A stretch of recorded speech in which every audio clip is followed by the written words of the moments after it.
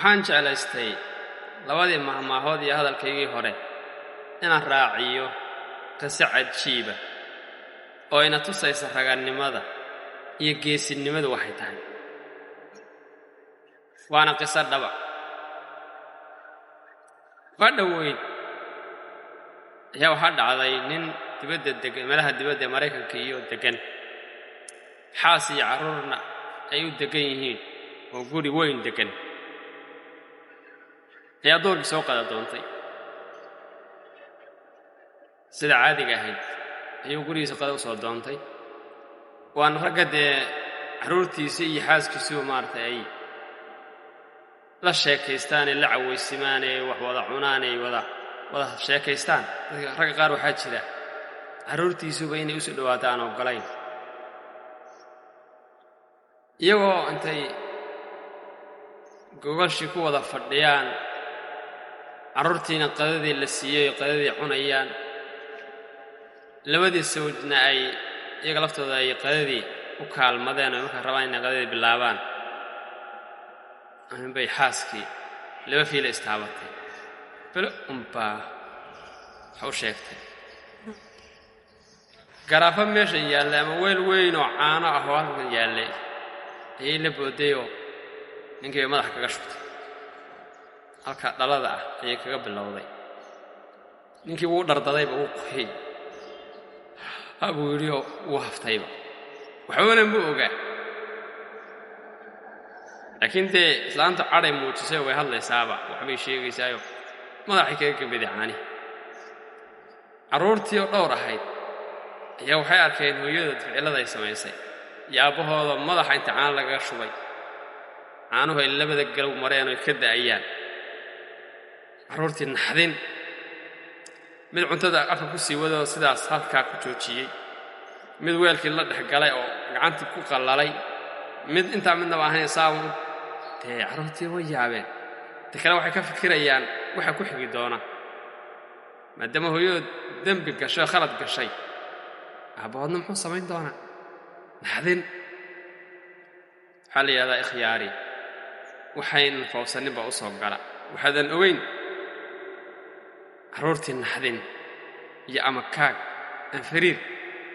islaantiina aayad markay ku shubtay way iska istaagtay baayad ficilku ninku sameeyay sugaysaa ilaa waa dagaal bay ku tala gashay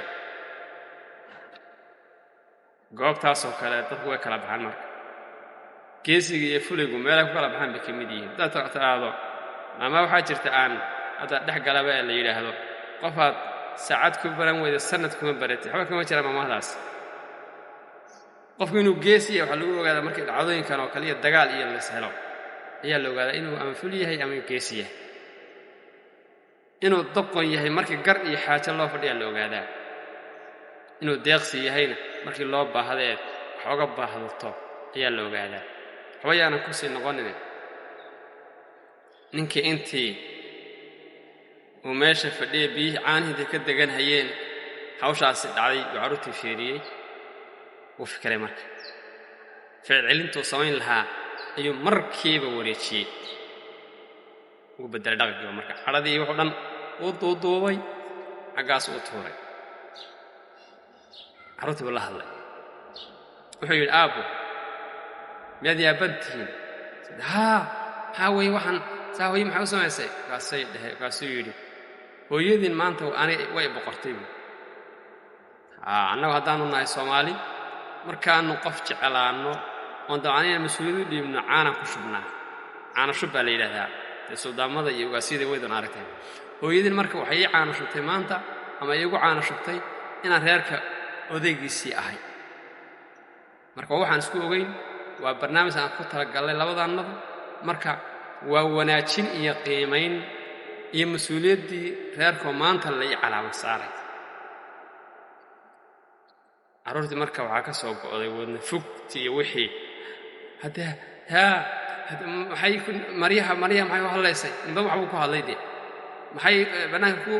istaagi weyday maxay noogu sheegi weyday qaar baa waxay leeyihiin waadan dharkii caamadii iyo macawistii way hallowdee waxaas dhammale buui waa la dhaqi laakiin waxaad la socota ogaada buu yidhi in maanta lai calaama saaray oo laygu caana shubay inaan ahay suldaankii reerka ninka go'aan qaatay ma garan carruurtan iyo dadkan saddex fadhiya naxdin ha u muujinin wax ficilana hadda ha geysanin kolkaad hadda hawshan dhammaysataan ee carruurtu waxbarashadooda iyo meelahooda aadaad si gaara bal u wada hadla adiyo xaaskaagu gabadhii marka way yaxyaxday khalad inay gashay bay aragtay mayna hadlin marka waa beentiina mayna dhihin waa runtiina mayna dhihin idna way iska aamustay way ardaydee falcelinta uu ninkii sameeyey ayar buu kacay guri buu galay maryihii buu iska beddelay kuwo kaluu soo xidhay iska soo fadhiistay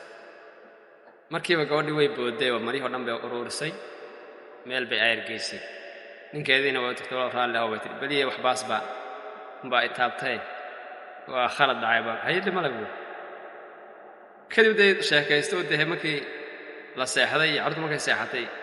wada hadlo una kolley wixii bay ka niqaasheeni laakiin hawshii saasay ay ku soo gabagabooday waa geesinimo waa ragannimo weyn dadka qaarkii waxay samayn lahaayeen gacan qaad ficil buu beddeli lahaa kordadna islaanta dhurbaxa ku sii daayeen oo iyadana ay kab la booddo ciyaalkiina kala carraan cuntadii meeshii la daadiyo alaabtii burburto fashil baa dhici lahaa carruurtana naxdin waxaa laga yaabi lahaa qaarkood markaa intay fiigaanba inay magaalada ka bixi lahayen ama gaaladinku inay isu dhiibi lahaayeenba ama dee wuxuun bay samayn lahaayeen ama colaadda halkaa ka bilaabata inay maaragtay labada soo laftooda ku kala tagaan ama carruurta intay kala saftaan midna aabbihii inuu raaco inuu hooyadii midna raaco waxaas o dhan ba ka fikiray marka waxaa la rabaa intaadan hawl samaynin waxaa la yidhahdaa maamaha waxaa jirta la yidhaahdo intaadan falin ka fiirsee markay hawl ku haysato adoon ka fikirin oon wax iska weydiinin oon ka tashanin ha ku dhaqaaqin maamada hore aan soo celina odhanaysay lafaan la tuurayna feenka lagama idleeyo qof aadan ka maarmi karin ama aynaan kala tegi karin oo si uun iskugu maran tihiin ha xumaynin dad carruur isu dhasheenna dee maba kala maarmi kartaan carruurtaada aabbahood weeye ama carruurtaada hooyadood weeye haddii kale idinka laftiinna hadda khilaaf iyo shaydaan baa idin dhex orday mooye ma kala fogaanaysaan haddaad saaxiibba tihiin oo maanta wax kaaga khaldamayn berri baad u baahnaan doontaaye ha ku fogaani waxaa kaloon rabaa inaan kuu sheego wixii aad ruux u sheegto dadka o dhan way wada gaadhi haddaad tidhaahdo ka warran qofkan aan wada joogno sirtiisaan kuu sheegay cidna ha u sheegi waa qof sidana waa sidana waa sidan cidna ha u sheegi qofkaad ku leedahay ha u sheegi muxuu haysanaya adugu waad haysan weydee hawshaad adu hayn kari weyda isaga maxaa ku nabaya wuu sheega isaguna marka waxaan leeyahay qof walbow ka fikir intaadan falin shaqada aad qabanayso